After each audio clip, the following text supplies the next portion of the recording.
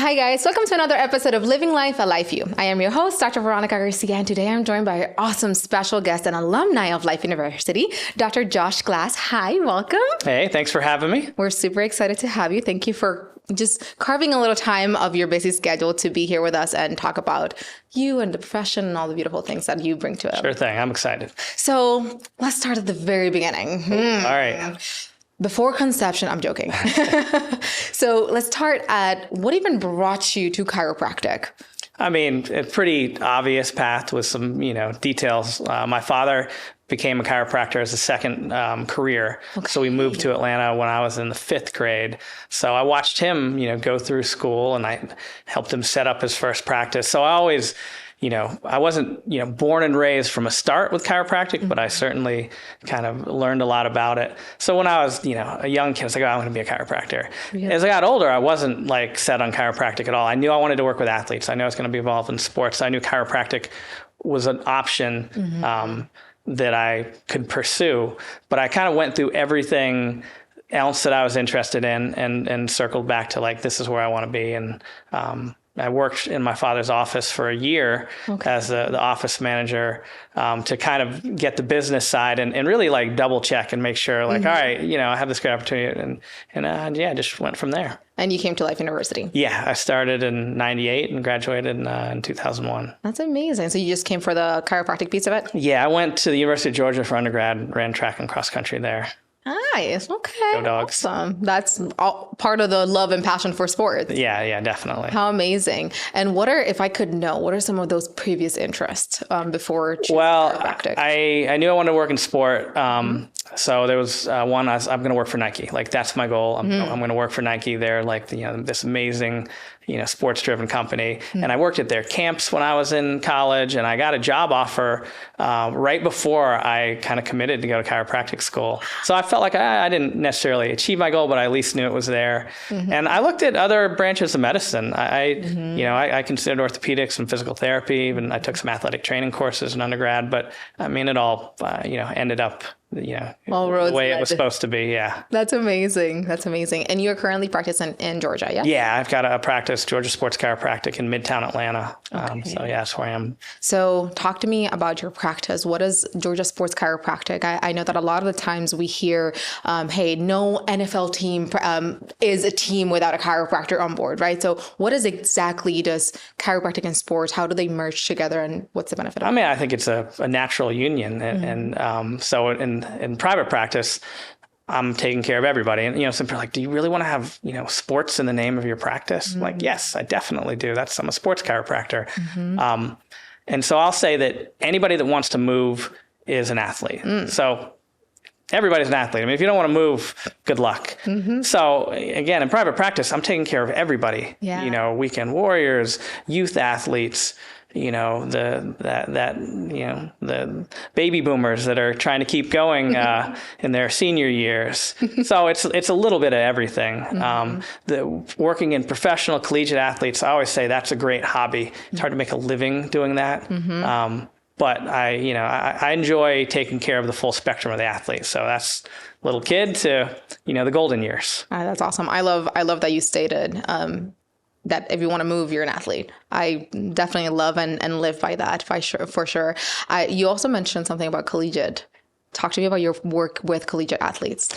I mean, it's the more committed an athlete is, the more it's a passion for them. It feeds into your care for them because they're all in, right? They're going to follow your direction. They're going to follow your prescription. And you are, I don't want to say living vicariously, but they have goals and you're trying to help them achieve them. Right. I always say I don't want credit or blame, but it is really cool when, you help an athlete that's dreamed about it since they're a kid go compete in college. And then every once in a while, some of those will keep going as a professional. So it's definitely fulfilling and fun. And what I really love about working in the collegiate athlete setting is you're part of a team as opposed to in your office, you're just taking care, doing everything you possibly can But in the collegiate setting, you're working with a whole medical staff. And that to me has been really one of the most fulfilling parts of being a sports chiropractor, is getting to be on that cohesive team where everybody's working together to try and have the athlete do their best. That's amazing. That's really cool. As a person that had experience integrating with different other professionals for the benefit of one patient and so forth, I think that as chiropractors, we bring this lens of vitality that shifts the conversation to an extent, or almost like brings it so patient-centric that the overall experience of the patient is great. It's beautiful. It's amazing. What are some of those, I guess, challenges that you have encountered when working alongside other professionals for that benefit of a patient? Well, for me, it's, I always want to check my ego, because that's not going to help anything. I mean, my, thought is always kind of, as you were alluding to, athlete centric. If you're doing everything in the best interest of the athlete. So it depends on the individual setting. You have to know your place, be a team player, stay in your lane to a certain extent. But I find the more a group works together and the more you know what somebody else is good at and they know what you're good at, then you can really work together. So it's building a relationship. And so you're building a relationship with the patients, but you're also doing it with healthcare providers. And that, I think, is, same as building any relationship. If you pay more attention to them than yourself, it'll probably go pretty well. That's really exciting. I love that. I understand that you have a little bit of experience as well with professional athletes. Where does that experience come from? Tell me about it. How did you even get involved? I mean, everything for me goes back to track and field. That's what I've competed in my whole life. Being on a really good collegiate team, I wasn't good, but the team was good. I'm on a team with athletes that are going on to the Olympics. So I was very lucky and fortunate to work with my father that was already working with some of these athletes. But I just kept all my relationships from college and kept going. And I look back now, some of the guys that I ran against or knew, now they're the head coaches at universities. So I started there and worked with a lot of the professional track and field athletes in Atlanta. And I mean, it's as with anything in your practice, if you do a good job and you build a reputation, then more opportunities come. So I've getting to work with a couple different universities, and then I've gotten to work with the Hawks for this will be my 6th season, so that's been really fun. So do a great job with the patient in front of you, and it's awesome to see what kind of opportunities come up. Wow, what an awesome opportunity! That's beautiful. It's a great thing that you've paved your way since high school. Right. When looking back to how you're telling your story, you've paved your way for every step that you've taken. That's amazing. Congratulations for that. I appreciate it. Talk to me about maybe what's one patient experience that has shifted your whole career, that has impacted your life. Oh, man, that's a tough one. I mean, people always ask like good stories and whatnot. I know the one that every year I have a different one every month. Yeah. But like the 2012 Olympics was the first time I went with the U.S. team as one of their chiropractors. And this athlete's given me permission to use the name. Leo Manzano was one of our best 1,500 runners. Little guy from Texas. He'd been on a couple teams and good experiences, bad experiences. And I'd been with him since he was in college. And he came into the Olympics and he was hurt. He'd made the team, but his hamstring was hurt. And so I remember meeting him he had 2 meets before the Olympics. We met him at one in London, and he's like, man, my hamstring's not good. Like, we're going to work on it. And he runs the race and he drops out. He's like, that wasn't good. And we go to another race in Rio, in Monaco. And he just doesn't start. He's like, I don't feel good. And I'm like, just a day at a time. I'm going to work with you. Everybody's going to work with you. And everybody worked with him, and he got better each round. And then he got a silver in the 1,500. And that was cool, seeing someone that's like, we didn't know if he was going to run, and having worked with him since he was in college. So that's always one that I've been lucky to have a lot more of those, but that was the first one where I was like, man, this was cool, kind of being with him for a long time. And yeah, it was a historic moment. It was the first medal we'd won in the 1,500 since like 1972. So it was fun. Wow, to be part of that. You never know how far reaching something you say, do, or say or do can go. That's so beautiful. Oh my goodness. All right. So if you could give Josh, 12-year-old Josh, a piece of advice, what would that be? Be great at building relationships. That's number one by far. That's beautiful. And what time did you start school here? To 1998. Okay. 1998, Josh? Yeah.